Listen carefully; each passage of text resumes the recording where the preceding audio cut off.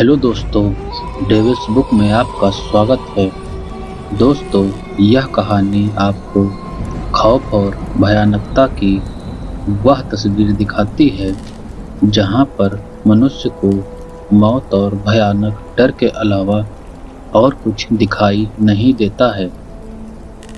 यह कहानी आपका दिल दहला देने वाले सफर का अनुभव कराती है।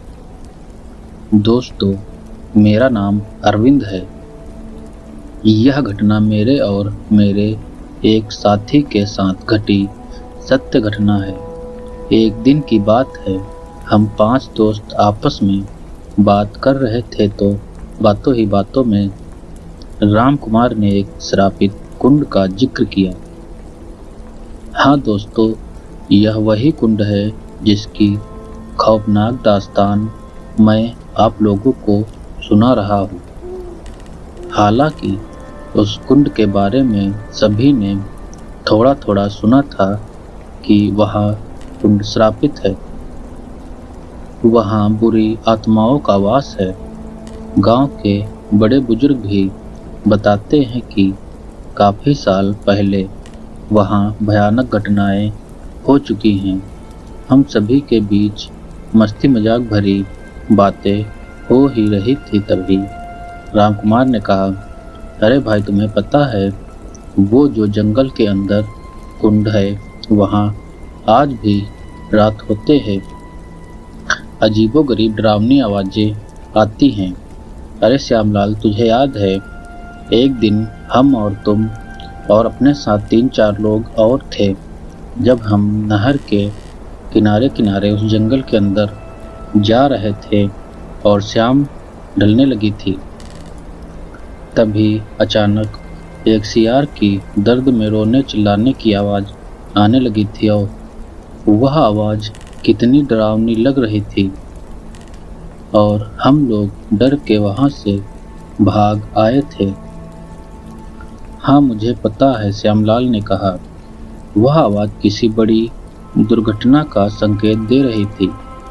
तभी रामकुमार ने कहा कि यदि तुम लोगों में से कोई रात के 1 बजे वहाँ उस कुंड के पास जाके वापस आ जाए तो मैं उसे 5,000 रुपये दूंगा। तभी बाकी दोस्तों ने कहा, किसे अपनी जान प्यारी नहीं है जो रात में वह श्रापित कुंड के पास जाएगा। अगर वहाँ कोई अनहोनी हो गई तो वैसे भी वहाँ काफ़ी साल पहले कई लोगों की जान गई है।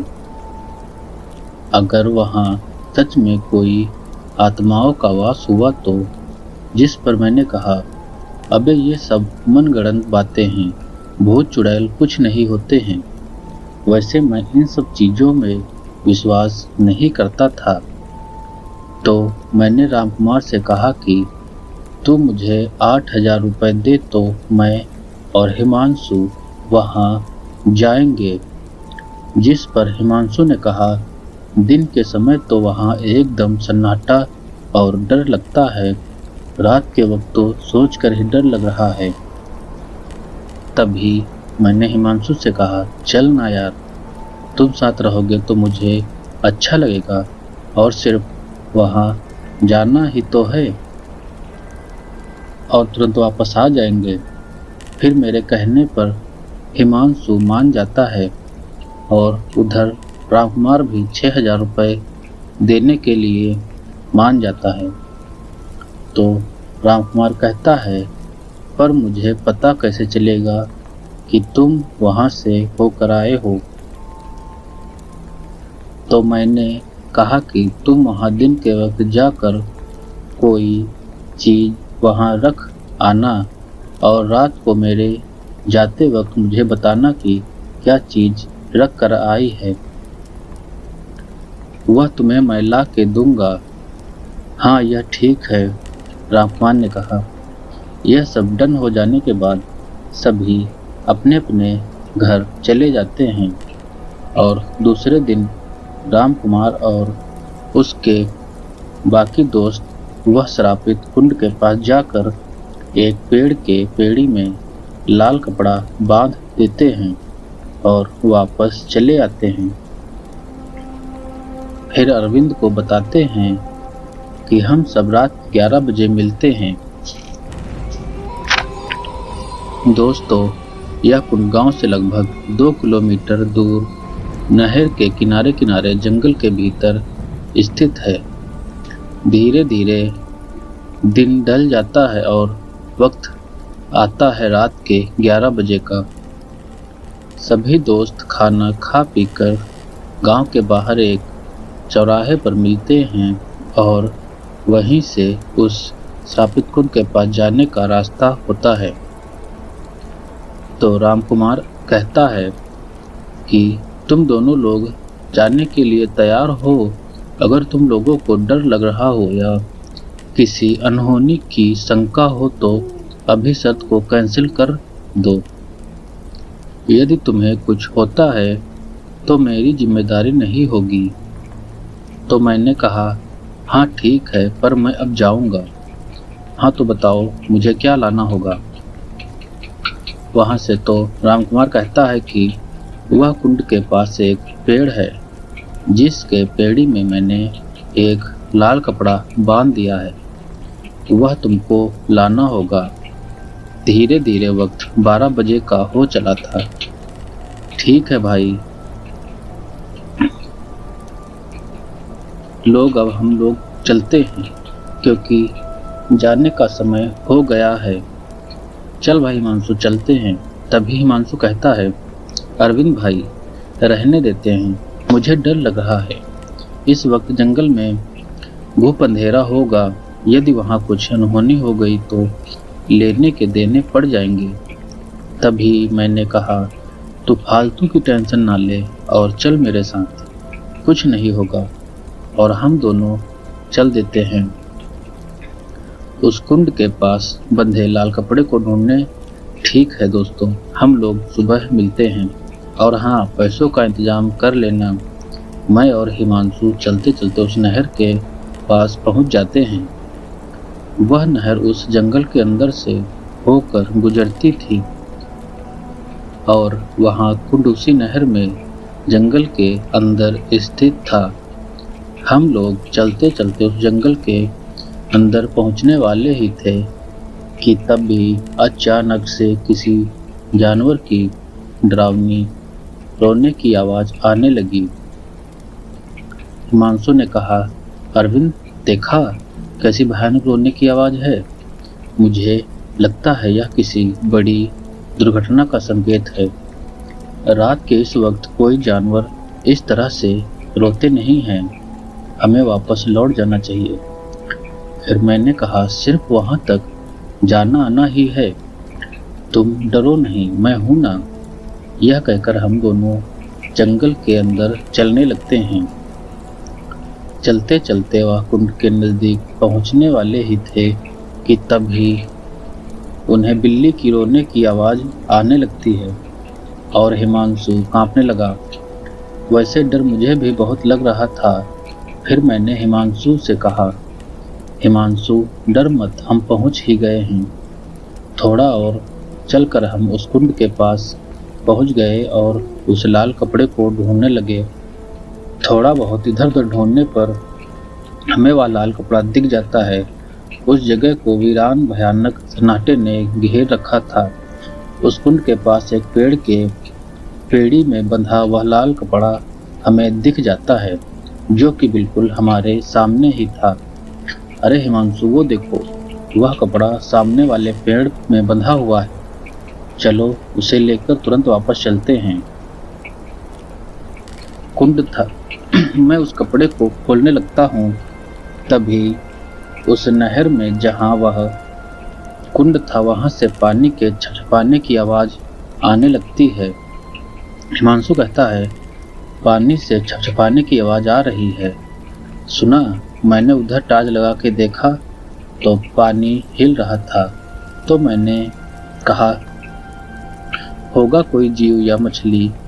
तभी तुरंत बाद किसी औरत की हल्की हल्की हंसने की आवाज आने लगी। हिमांशु चिल्लाते हुए कहता है, भाग भाई जल्दी, लगता है यहाँ कोई। तभी मैंने उसे शांत कराते हुए कहा, चुप हो जा, बस चल रहे हैं। वह कपड़ा खोलकर मैंने अपने कमर में बांध लिया और हिमांशु से कहा, चल निकलते हैं यहाँ से। हम वहाँ से जब चलने लगते हैं तभी उस कुंड से उसी औरत की हंसने और पानी में छपछपाने की आवाज और जोर से आने लगी। हम दोनों वहां से भागने लगे। हम भाग ही रहे थे कि हमें ऐसा लग रहा था कि वही औरत हमारे पीछे पीछे आ रही है।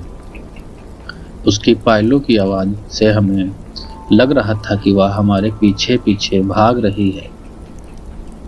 अब हमें यह तो पता ही हो गया था, जो गांव के बड़े बुजुर्ग इस कुंड के बारे में बताते थे तो उनकी बातें सत्य थी। हम दोनों एक बहुत भयानक मुसीबत में फंस चुके थे। हम दोनों भाग ही रहे थे कि हिमांशु का पैर किसी बेल में फंसने के कारण वह गिर पड़ता है और वह बेहोश हो जाता है। तभी वह औरत की भागने की आवाज आ रही थी, वह भी रुक जाती है। मैंने पीछे मुड़कर देखा तो हिमांशु नीचे गिरा पड़ा था। जंगल में एकदम अचानक से सन्नाटा छा जाता है। मैं भागकर हिमांशु के पास जाता हूँ और उसे उठाने लगता हूँ। झिझकोरता हूँ लेकिन वह उठ नहीं रहा था। उसे कई बार मैंने चांटे मारे लेकिन वह उठने का नाम नहीं ले रहा था। फिर मैंने तुरंत उसे होश में लाने के लिए उस नहर से पानी लेने के लिए चला जाता हूँ कि तभी उसके धीरे धीरे हंसने की आवाज़ आने लगती है।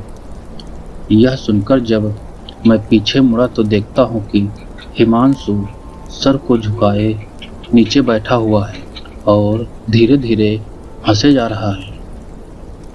यह नज़ारा देखकर मेरे तो खून में डर की एक तेज लहर दौड़ गई। मैं तो जैसे सन्न हो गया। अब मेरी समझ में नहीं आ रहा था कि मैं हिमांशु के पास जाऊं या वहां से गांव की तरफ भाग जाऊं। फिर मैंने हिम्मत करके धीरे धीरे उसके पास गया। हिमांशु, ओ हिमांशु, क्या हुआ है तुझे? होश में आ हिमांशु। और वो अब गुर्राने लगा। फिर अचानक से मुझे नीचे गिराकर वह उसी कुंड की तरफ भागने लगा। उसे भागता देख मैं भी उसके पीछे भागने लगा। वह भागते भागते उसी पेड़ के पास जाके रुका जिस पेड़ पर वह कपड़ा बंधा हुआ था और अपना सर उसी पेड़ के पेड़ी में ऊपर नीचे करके रगड़ने लगा। यह नज़ारा देखकर मेरे तो होश ही उड़ गए। मैं पूरा पसीने से भीग गया था। मेरी तो समझ में नहीं आ रहा था कि मैं उसे छोड़ के भाग जाऊं या नहीं, पर मैं ही उसे मना कर लाया था तो मैं छोड़ भी नहीं सकता था। तो डरते डरते मैं उसके पास गया और कहने लगा, हिमांशु, ओ हिमांशु, क्या कर रहा है? मुझे पता था कि वह हिमांशु नहीं है, उसके शरीर पर किसी और ने कब्जा कर रखा है। तो मैंने डरते हुए कहा, तुम जो भी हो मेरे दोस्त को छोड़ दो। हमसे जो गलती हुई है हम उसके लिए आपसे माफ़ी मांगते हैं। प्लीज़ मेरे दोस्त को छोड़ दो। मैं ये लाल कपड़ा फिर से यहीं बांध देता हूँ, प्लीज़ हमें जाने दो। तभी हिमांशु रुक जाता है और वह पीछे मुड़ता है तो मैं देखता हूँ कि उसका चेहरा पूरा खून से लाल, उसकी चेहरे की खाल पेड़ में रगड़ने के कारण फट चुकी थी और खून चेहरे से टपक रहा था। फिर वह एक भयानक हंसी के साथ उसी कुंड में छलांग लगाकर कूद जाता है और तैरने लगता है। तैरते तैरते वह कुछ बड़बड़ाने लगा और एक दर्द भरी चीख के साथ उसी कुंड में समा जाता है। और अब समय रात के 3 बजे का हो रहा था।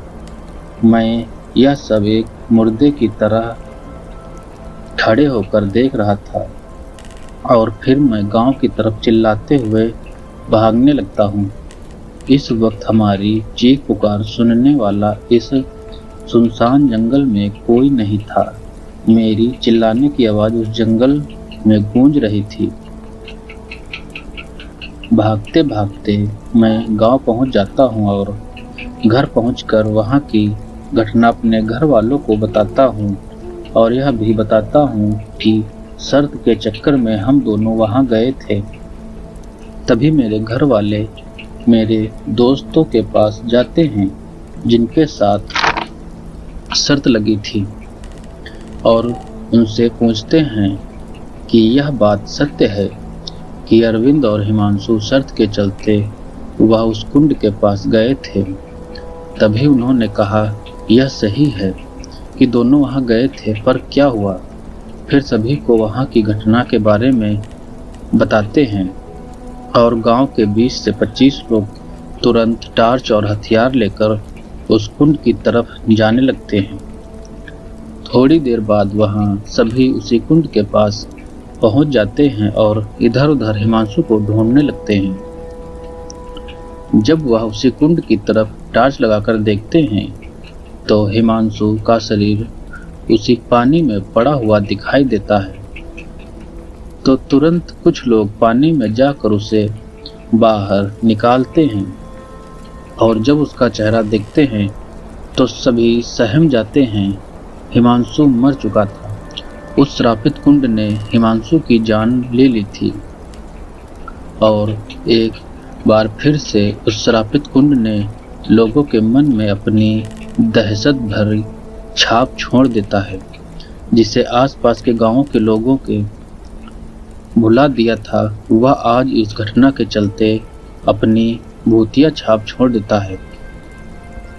हिमांशु की ऐसी हालत देखकर उसके घर वाले तो रोने चिल्लाने लगते हैं और उसे गांव में ले आते हैं और फिर उसका अंतिम संस्कार किया जाता है। भूत प्रेत को न मानने वाला मैं इस घटना का असर इस कदर मुझे हुआ था कि कई हफ्ते मुझे इस घटना से निकलने में लग गए। कई दिनों तक रात को सोते समय यह आंख बंद करते ही वही भयानक नज़ारा मुझे दिखने लगता है। कई महीने लग गए मुझे इस सदमे से बाहर निकलने में, लेकिन कहते हैं कि वक्त के साथ साथ सब बदल जाता है और समय के साथ यह घटना भी धुंधली हो गई है। और आज लगभग 15 साल हो गए हैं और मैं 40 साल का हो गया हूँ। आज भी अगर उस घटना के बारे में सोचता हूँ तो दिल की धड़कन तेज हो जाती है और शरीर में एक कपकपी दौड़ जाती है।